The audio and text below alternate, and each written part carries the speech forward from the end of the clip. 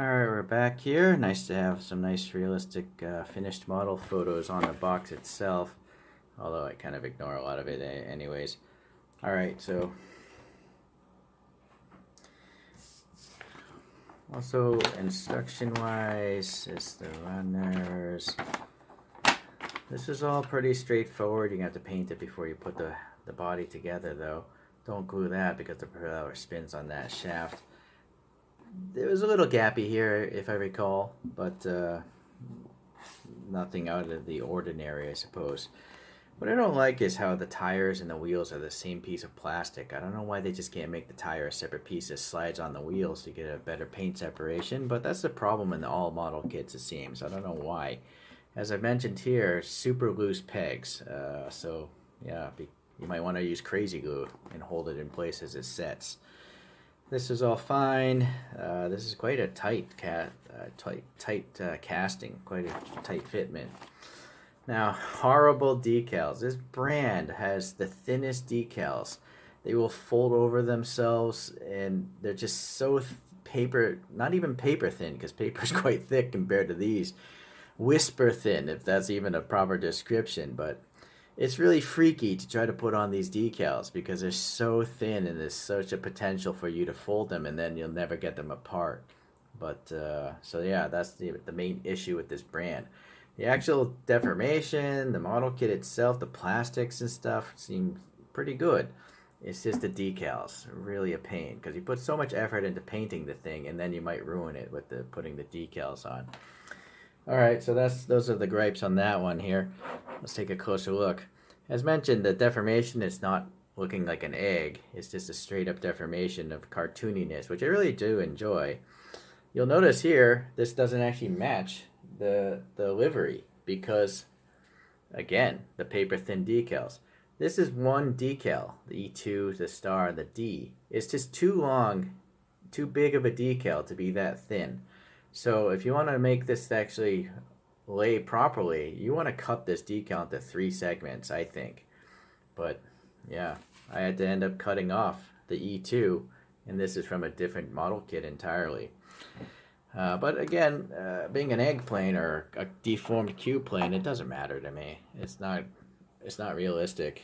I guess maybe the rest of this livery is realistic, but the plane itself isn't, so I'm not too bothered by it.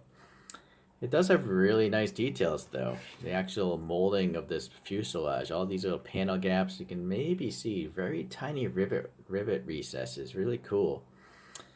Yeah, look here, and the fuel are recessed. I don't know, maybe a fuel tank or something. Really neat stuff.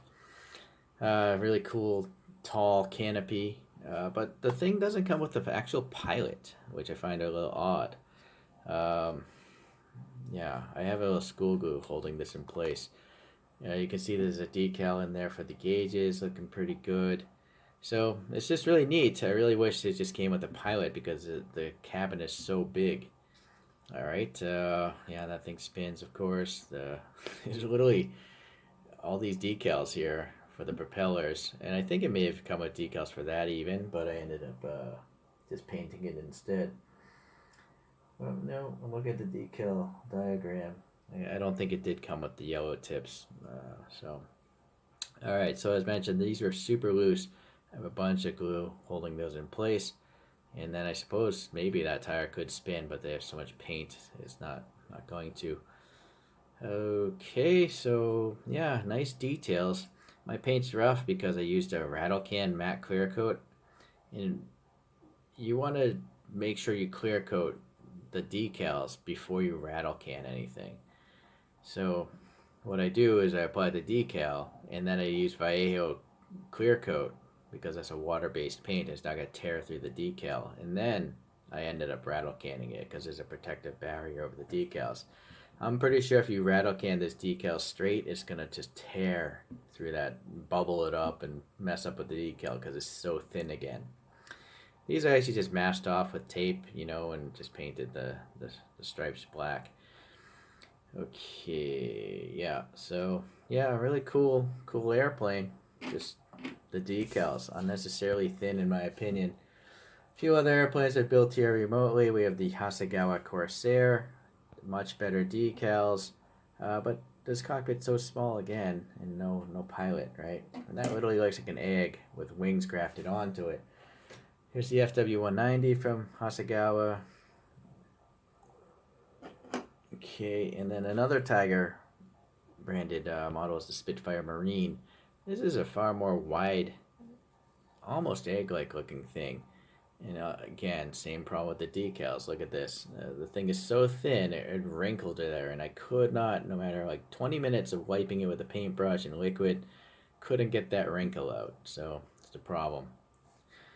Alright, so a few World War II planes here built out here on the road. And I don't know which video is going to post before or after. Let's let this thing go for one spin. Yeah, the lighting in here is horrible. And this setup I have, horrible. So, if you're really patient and lucky, you can get the model to look nice.